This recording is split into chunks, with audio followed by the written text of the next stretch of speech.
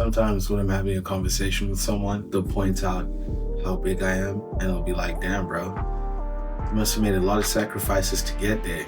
And then they go off talking about how they would never make those sacrifices because, it's too extreme. You just sound like a loser. And I don't even mean that in a condescending way. I just mean you sound like an actual loser, like you lost. That's not to say I'm not a loser. There have been times in my life that I wanted to do something, and for whatever reason, that thing did not come for me.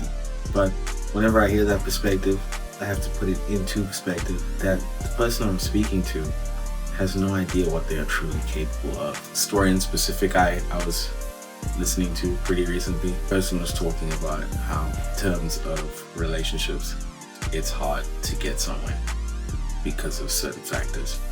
And I agree. However, I feel like, I know I said this to the person, it doesn't have to be your reality. You can just be a winner. You know what I mean? This is from the perspective of a winner. I have won. Like, me putting on all the muscle I did, that's a win, bro. That's a serious fucking win. Deciding that you're gonna start a business and then maybe your business takes off, that's a win. We're not comparing wins in terms, the actual physical quantifier of that thing. Big target will give you more fulfillment than a small one. But what I'm saying is, you need to win if you are a loser. I'm a man, so I guess I'd use the analogy that my nuts hang. That if you've won, you know what that feels like. You know how good it feels. There's a lot of people that talk about the fact that you don't get fulfillment from achieving a goal. I don't think that's true. If you're like Tom Brady and you say, all these championships make me feel the same, I'm not feeling any different, I think that's separate. But the first one he won, Usain Bolt ran the fastest 100-meter time of all time. Okay?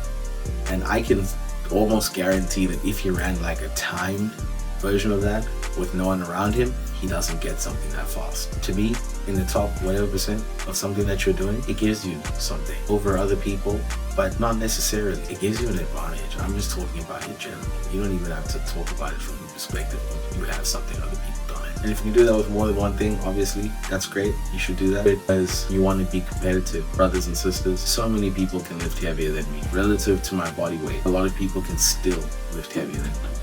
You would think that sucks until I realize, even though I might never catch those guys, I can train fucking hard, bro. Shit is only fun when you're testing the limits.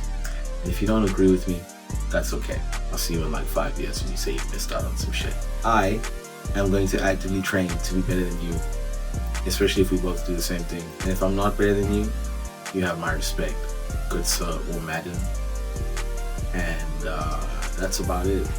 And even if I am better than you, you got my respect, but it's like,